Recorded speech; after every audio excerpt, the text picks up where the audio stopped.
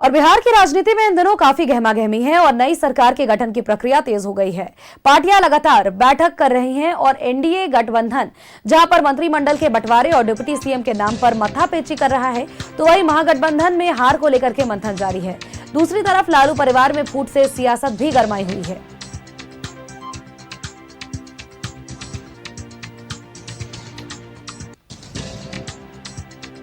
बिहार में फिलहाल राजनीतिक और पारिवारिक हलचल दोनों ही देखने को मिल रही है, जहां एक तरफ एनडीए गठबंधन मंत्रिमंडल के बंटवारे, डिप्टी सीएम के पद को लेकर के, स्पीकर के पद को लेकर के माथापच्ची कर रहा है। दूसरी ओर महागठबंधन हार की समीक्षा में जुटा है, तो वहीं दूसरी तरफ लालू परिवार में बात विवाद छिड़ता हुआ नजर आ रहा है। आंतरिक कलह बिहार में एक बड़ा रूप ले चुकी है।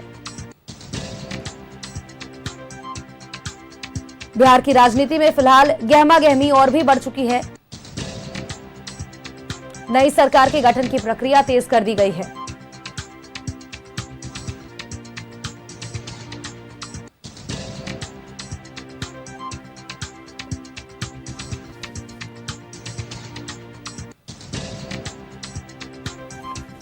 बिहार की राजनीति में इन दिनों काफी गहमागहमी देखने को मिल रही है। नई सरकार के गठन की प्रक्रिया तेज कर दी गई है। पार्टियां लगातार बैठक कर रही है। एनडीए गठबंधन जहां पर मंत्रिमंडल के बंटवारे और डिप्टी सीएम के नाम पर माथापच्ची कर रहा है, तो वहीं महागठबंधन में हार को लेकर के मंथन जारी है। दूसरी तरफ लालू परिवार में फूट से सियासी घमासान भी मचा हुआ है।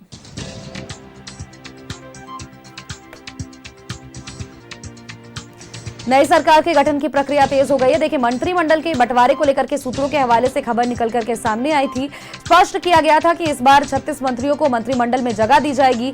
बीजेपी को इसमें 15 से 16 मंत्रियों को जगह दी जा सकती है। दूसरी तरफ अगर हम बात करें जेडीयू की, तो 14 मंत्रियों को मंत्रिमंडल में जगह दिया जाएगा। चिराग पासवान की पार्टी एलजेपी-आर भी इस वक्त माथापच्ची कर रही है, क्योंकि उनके पास से भी लगभग 3 मंत्रियों के आने की बात कही जा रही है। 19 सीटें उन्होंने इस बार जीती है, तो ऐसे में 3 मंत्री उनके कोटे से भी आ सकते हैं। लेकिन डिप्टी सीएम का पद काफी ज्यादा महत्वपूर्ण हो जाता है। चिराग पासवान खुद भी डिप्टी सीएम पद के दावेदार हैं। नई सरकार के गठन की प्रक्रिया और कवायद लगातार तेज कर दी गई है। पार्टियां लगातार बैठक कर रही है। बैठक का दौर लगातार जारी है और ऐसे में अगर हम बात करें एनडीए गठबंधन में मंत्रिमंडल के बंटवारे और डिप्टी सीएम के पद को लेकर के माथापच्ची तो हो ही रही है। स्पीकर के पद को लेकर के भी घमासान मचा हुआ है। देखिए, बैठकों का दौर बिहार से लेकर के दिल्ली तक लगातार जारी है। लेकिन इस बीच जो अपडेट आ रही है, बिहार किसी भी कीमत पर बीजेपी स्पीकर के पद को छोड़ना नहीं चाहती है। बीजेपी अपने किसी चुने हुए लोगों को स्पीकर के पद पर बिठाना चाहती है। और इस बीच की अपडेट अगर हम आपको लगातार देते रहे, नई सरकार के गठन की प्रक्रिया तेज हो गई है। शपथ ग्रहण तैयारियां लगातार चल रही हैं। 20 तारीख को गांधी मैदान में भव्य समारोह का आयोजन किया जाना है। कल का वो दिन होगा जब मुख्यमंत्री नीतीश कुमार अपना इस्तीफा सौंपेंगे और नई सरकार के गठन का दावा भी पेश करेंगे।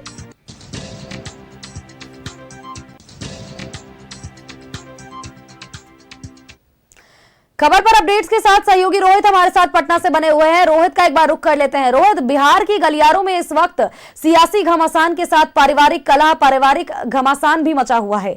बात अगर हम करें तो देखिए, नई सरकार के गठन की प्रक्रिया तेज कर दी गई है। कवायद लगातार चल रही है। बिहार से लेकर के दिल्ली तक बैठकों का दौर चल रहा है। दूसरी ओर महागठबंधन हार की समीक्षा करने में फिलहाल जुटा हुआ है। जी बिल्कुल, आपने सही कहा। देखिए, जिस तरीके से एनडीए ने गठबंधन सरकार का जो गठन होना है उसको लेकर हलचल काफ़ी तेज हो गई है। और देखिए, अगर बात करें तो तैयारी भी काफ़ी जोरों शोरों से की जा रही है। और वही देखिए, जेडीयू और बीजेपी में देखिए स्पीकर पद को लेकर या सरकार में कई महत्वपूर्ण जो विभाग है, उन विभागों को लेकर अभी भी पेच फंसा हुआ है। कई जो बातें हैं वो निकलकर सामने आ रही है। लेकिन आज दिल्ली में जेडीयू के शीर्ष नेताओं का, जो जेडीयू के राष्ट्रीय कार्यकारी अध्यक्ष हैं संजय झा, जो जेडीयू के पूर्व में राष्ट्रीय अध्यक्ष रह चुके हैं, केंद्रीय मंत्री हैं ललन सिंह, वो कल देर शाम पटना से दिल्ली के लिए रवाना हुए हैं। और आज दिल्ली में संजय झा और ललन सिंह बीजेपी के शीर्ष नेतृत्व के साथ वहाँ पर बैठक करेंगे, बातचीत होगा। और बातचीत के बाद जो स्पीकर पद की दावेदारी दोनों तरफ से की जा रही है, वो जेडीयू हो या फिर बीजेपी हो, इन तमाम मुद्दों पर, तमाम मसलों पर कहीं ना कहीं बात होगी। वहीं अगर बात करें तो सरकार में देखिए जो कई ऐसे जो महत्वपूर्ण विभाग है उन विभागों को लेकर भी जेडीयू और जो बीजेपी है उसमें आपसी सहमति नहीं बन रही है। इन तमाम चीज़ों को लेकर कहीं ना कहीं आज जब दिल्ली में शीर्ष नेतृत्व के नेताओं की बैठक होगी, जेडीयू के बीजेपी के तमाम जो शीर्ष नेतृत्व है वो बैठेंगे, तो उस बैठक में सब कुछ स्पष्ट हो जाएगा। लेकिन वहीं अगर बात करें तो देखिए जिस तरीके से महागठबंधन को इस चुनाव में करारी हार का सामना करना पड़ा है, और वहीं कल महागठबंधन के द्वारा समीक्षा बैठक भी किया गया है जिसमें खुद राजद सुप्रीमो लालू प्रसाद यादव थे और राजद के तरफ से समीक्षा बैठक बुलाई गई थी। और इस बैठक में राजद के तमाम जो जीते हुए प्रत्याशी थे वो भी मौजूद थे, जो कैंडिडेट चुनावी मैदान में थे जो हार गए थे वो भी मौजूद थे, और साथ ही साथ राजद के कई ऐसे वरिष्ठ नेता हैं जो कल लंबे समय के बाद कल इस समीक्षा बैठक में शामिल हुए थे। राजद के जो पूर्व में प्रदेश अध्यक्ष रह चुके हैं जगदानंद सिंह, वो लंबे समय के बाद यानी कि 2 साल के बाद जगदानंद सिंह पहुंचे थे और कल वो भी बैठक में शामिल थे। साथ ही साथ अब्दुल बारी सिद्दीकी भी थे, लालू यादव थे, राबड़ी देवी थी, सांसद मीसा भारती थी, तेजस्वी यादव भी मौजूद थे और कल हार की समीक्षा भी की गई है। और वहीं देखिए समीक्षा बैठक के बाद तमाम जो राजद के नेता थे उनका कहना है कि कहीं ना कहीं हम लोग, जनता का जो जनादेश था वो हम लोगों के साथ था, लेकिन सिस्टम की वजह से हम लोग हार गए। जानबूझकर कहीं ना कहीं साफ तौर पर ईवीएम की गड़बड़ी का जो आरोप है वो महागठबंधन के तरफ से लगाया गया था। हालांकि और वहीं कल की बैठक में तेजस्वी यादव को विरोधी दल का नेता भी चुना गया है। हालांकि अब देखना होगा कि नए सरकार का जब गठन होता है, एनडीए गठबंधन की सरकार बनने जा रही है, 20 तारीख को शपथ ग्रहण समारोह और पटना के ऐतिहासिक गांधी मैदान में इसको लेकर भव्य तैयारी भी किया गया। और वहीं स्पीकर पद को लेकर जेडीयू और बीजेपी दोनों तरफ से दावेदारी भी की गई है। तो आज दोनों जेडीयू और बीजेपी दोनों तरफ से आज शीर्ष नेतृत्व का आज बैठक दिल्ली में है। तो बैठक के बाद क्या कुछ निकलकर सामने आएगा वो देखने काफी दिलचस्प होगा। सुनर बिल्कुल रोहित, और देखिए समीक्षा बैठक लगातार की जा रही है, हार की समीक्षा एक तरफ किया जा रहा है, आत्ममंथन किया जा रहा है, और इसी बीच तेजस्वी यादव को विधायक दल का नेता भी चुन लिया गया है। लेकिन कार्यकर्ता खुद में, कुछ कार्यकर्ता तो उत्साहित है लेकिन कुछ कार्यकर्ता इसके विरोध में खड़े हो गए हैं। हमने तस्वीरें देखी थी जहां पर राबड़ी आवास के बाहर जमकर के हंगामा किया जा रहा था, और इसका कारण पारिवारिक कलह भी बताया जा रहा है, क्योंकि रोहिणी आचार्य ने जब ट्वीट किया था तो उसके बाद सियासत घमासान भी मच गया था। देखिए पारिवारिक कलह एक तरफ, दूसरी तरफ सियासी घमासान, और ऐसे में लगातार राबड़ी आवास के बाहर विरोध प्रदर्शन किया जा रहा था। जी बिल्कुल, आपने सही कहा। कल देखी होगी आपने किस तरीके से कल देर रात जो तेजस्वी यादव के सलाहकार हैं, राज्यसभा के सांसद हैं संजय यादव, उनको लेकर कहीं न कहीं राजद में बगावत जो सुर है वो उठने लगे हैं। राजद के कई ऐसे वरिष्ठ नेता हैं जो सीधे तौर पर तेजस्वी यादव के नेतृत्व पर और जो उनके सलाहकार है संजय यादव के नेतृत्व पर सवाल खड़ा कर दिया है।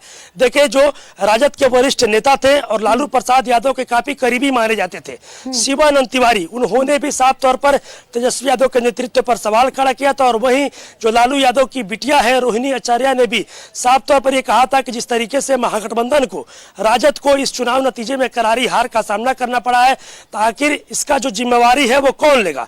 अगर संजय यादव अपने आप को चाणक्य बताते हैं तो फिर वो सामने आकर इसका जिम्मेवारी ले। और कहीं ना कहीं साफ तौर पर रोहिणी आचार्य ने एक बड़ा सवाल भी खड़ा किया था संजय यादव को लेकर, जो कि तेजस्वी यादव के सलाहकार भी हैं। और इससे पहले भी रोहिणी आचार्य के पहले जो लालू प्रसाद यादव के बड़े बेटे हैं और तेज प्रताप यादव, उन्होंने भी संजय यादव के काम को लेकर उन पर सवाल उठा दिया और संजय यादव को वो जयचंद तक बताते हैं। लेकिन वही संजय यादव की अकेले की बात नहीं है, रमीज की भी बात सामने आ रही है, जो कि कहीं ना कहीं तेजस्वी यादव के सोशल मीडिया अकाउंट्स को हैंडल किया करते हैं। और ऐसे में सवाल इन पर भी उठ रहे हैं क्योंकि रमीज पर हत्या के भी कई आरोप दर्ज किए गए हैं। जी सही आपने कहा कि जिस तरीके से जो रमीज है जो कि राजद में आईटी सेल का जो काम है वो देखते हैं और इन पर हत्या का मुकदमा भी दर्ज है। लेकिन जैसे ही रोहिणी आचार्य ने संजय यादव और रमीज का नाम लिया, उसके बाद संजय यादव और जो रमीज है वो मीडिया के सामने आने से नहीं आ पा रहे हैं, इनकार कर रहे हैं। लेकिन साफ तौर पर कहीं ना कहीं जिस तरीके से रोहिणी आचार्य ने सवाल खड़ा किया है तो कहीं ना कहीं राजद में एक बगावती जो सुर है वो अब राजद के नेताओं के द्वारा अपनाया जा रहा है। और कल ही राबड़ी देवी के आवास पर तमाम जो राजद के समर्थक थे, जो कार्यकर्ता थे, वो पहुंचे थे, जहां एक तरफ कल सर्वसम्मति से तेजस्वी यादव को नेता विरोधी दल चुना गया, तो वहीं दूसरी तरफ कल वहां पे भारी संख्या में लोग 10 सर्कुलर रोड यानी लालू राबड़ी के आवास पर पहुंचे थे।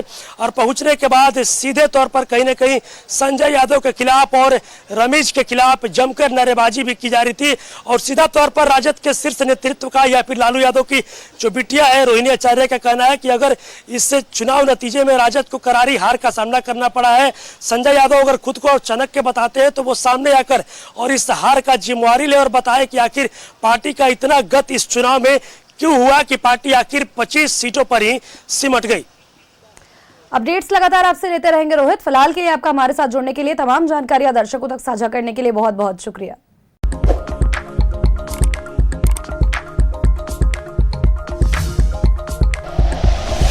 Like and share videos, subscribe करें हमारा चैनल और प्रेस करें बेल आइकॉन। न्यूज़ 11 भारत, सच है तो दिखेगा।